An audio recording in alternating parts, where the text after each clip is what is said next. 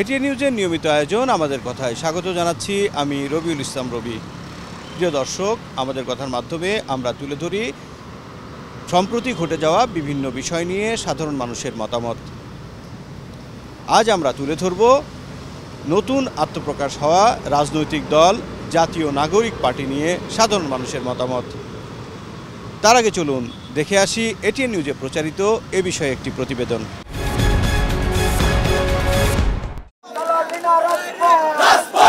জুলাই আগস্টে যারা নতুন বাংলাদেশের স্বপ্ন বুনেছিল সেই তরুণদের রাজনৈতিক দলের আত্মপ্রকাশ, প্রাণবন্ত স্লোগানে মুখর মিছিলে সেই উল্লাসেরই প্রতিফলন।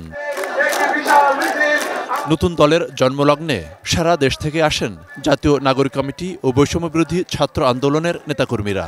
নতুন দলের তরুণ নেতৃত্বের কাছে নিজেদের আশা প্রত্যাশার কথা জানান তারা। আমাদের ছাত্র জনতার হাত ধরে এই অভ্যুত্থানের স্পিরিটকে ধারণ করে আমরা যাতে একটা নতুন বাংলাদেশ পেতে পারি, এইটাই আসলে চাওয়া। মানুষের রাজনৈতিক যে আকাঙ্ক্ষা, সেই রাজনৈতিক আকাঙ্ক্ষার প্রতিফলন ঘটাবে আমাদের এই নতুন রাজনৈতিক দল। বাংলাদেশ তিনটা পরিবারের কাছে রাজনৈতিকভাবে জিম্মি ছিল, আমরা এই ধরনের জিম্মি দশা থেকে মুক্তি চাই। চুরি, ডাকাতি, ছিনতাই, ধর্ষণ যে অবস্থা, প্রথমত আমার এটা প্রত্যাশা যে এগুলা থেকে আগে বের হতে হবে। আশাও রাখি যে তরুণদের নেতৃত্বে আগামী বাংলাদেশ নির্মাণ সম্ভব।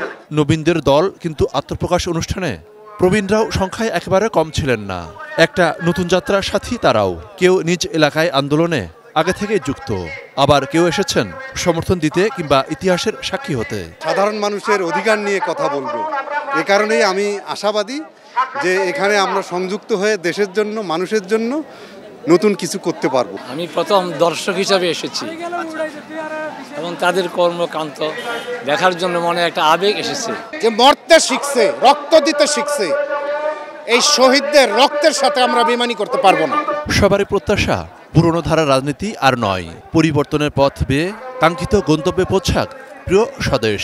সে বিপ্লবটা ধরে রাখতে পারুক, আমাদের যে দেশটাকে নতুনভাবে গড়তে পারুক। যেহেতু ছাত্র প্রতিনিধি আমাদের দেশে আসতে চাচ্ছে, আমরা চাই ওদের হাত ধরে কিংবা আমাদের সবার সহযোগিতার মাধ্যমে আমাদের দেশ আর উন্নত হোক। দেশের জনগণকে প্রথম রেখে, জনতাই প্রধান রেখে রাজনৈতিক দল গঠন করা। এই জুলাই অভ্যুত্থানের মধ্যে যেই স্বৈরাচার আমরা হটিয়েছি তাদের সঠিক বিচার আওতায় আনতে হবে।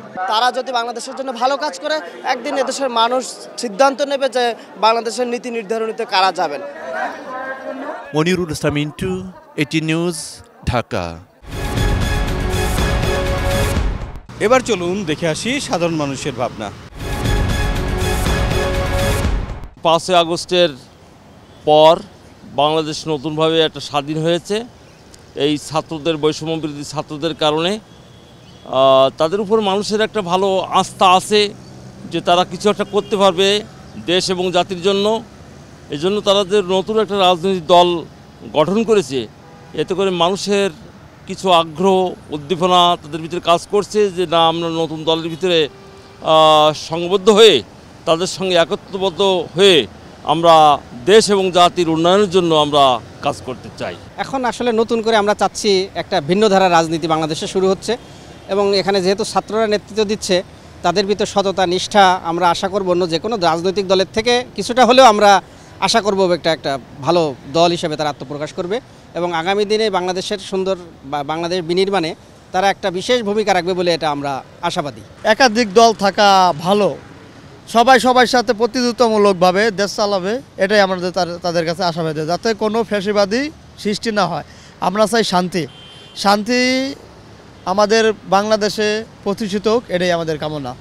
নতুন দল কাছ থেকে আমরা এটাই আশাবাদী করি। আমরা তো এতদিন দেখলাম অনেক পুরান দলগুলো আর কি, তো এখন নতুনত্ব চাচ্ছি আর কি। যেমন আমরা দুর্নীতিমুক্ত একটা নতুন দেশ চাচ্ছি, যেটা সারা পৃথিবী জানবে। ছাত্ররা বা বাংলাদেশের জনগণ যে স্বাধীনতা ভোগ করছে, এটা যাতে সামনে ধারাবাহিকভাবে ঠিক থাকে, যাতে কোনো ফেসিবাদ দেশে জন্ম না হয়, সেই জন্য আমি ছাত্রদের নাগরিক পার্টিকে ধন্যবাদ জানাই। একাধিক রাজনৈতিক দল থাকলে দেশের মধ্যে একটা প্রতিযোগিতা হবে, সেক্ষেত্রে অন্যান্য রাজনৈতিক দলের ক্ষেত্রে তাদের যে সমস্যাগুলো আছে সেদিক দিয়ে তারা নিজেদেরকে আরও ভালোভাবে সমস্যাগুলো সমাধান করতে পারবে। আমাদের কথায় ফেনী থেকে স্বাগত জানাচ্ছি আমি দিদারুল আলম। আত্মপ্রকাশ করলো নতুন রাজনৈতিক দল জাতীয় নাগরিক পার্টি। এ নিয়ে শুনবো ফেনীর সাধারণ মানুষের ভাবনা।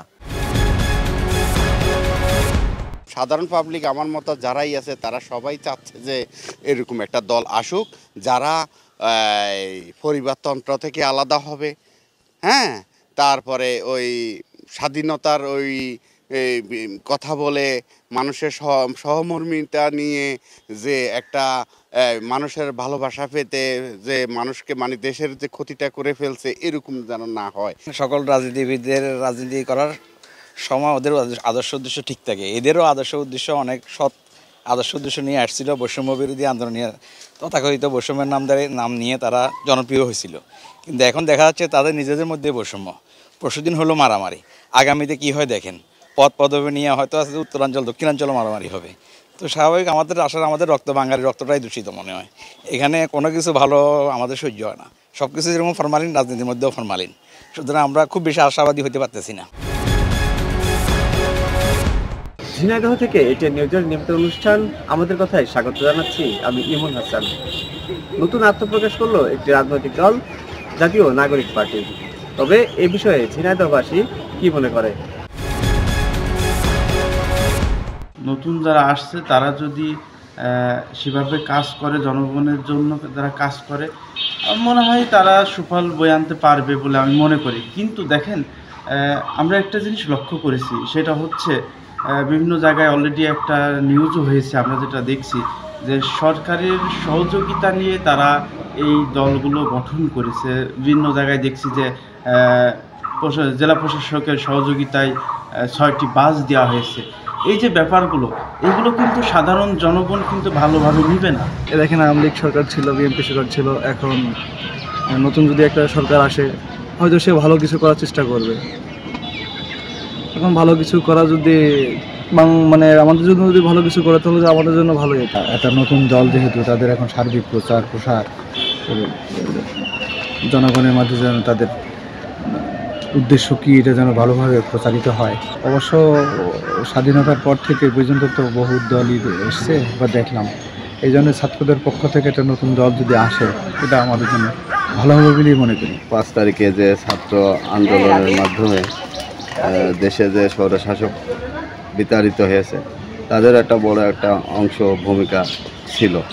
এখন তারা হয়তো আরও কিছু আপডেটের জন্য এই দলটা গঠন করছে, তাদের কিছু অধিকার আছে, অধিকার ছাত্রদের দাবি আদায়ের জন্য অবশ্যই তারা এটা সেই লক্ষ্যে হয়তো কাজ করছে। তারা যেহেতু স্বৈরাচারকে তারা তাড়াই দিচ্ছে, সেহেতু এদেশে হয়তো তারা নতুনভাবে ক্ষমতা আসতে পারবে এবং তাদের অনেক জনসমর্থন আছে। আশা করি তারা ভবিষ্যতে দেশে ভালো কিছু করবে এবং নতুন দল হিসাবে যাতে অনেক প্রচেষ্টা করে, কারণ গত 53 বছর আমরা বিগত রাজনৈতিক দলের কাছ থেকে কিছু পাইনি। প্রিয় দর্শক, এই ছিল আমাদের কথার আজকের আয়োজন। আমি রবিউল ইসলাম রবি ছিলাম আপনাদের সঙ্গে। আবার দেখা হবে নতুন কোনো বিষয় নিয়ে, নতুন কোনো পর্বে। সেই পর্যন্ত আপনারা সবাই ভালো থাকুন, সুস্থ থাকুন আর সঙ্গে থাকুন এটিএন নিউজের।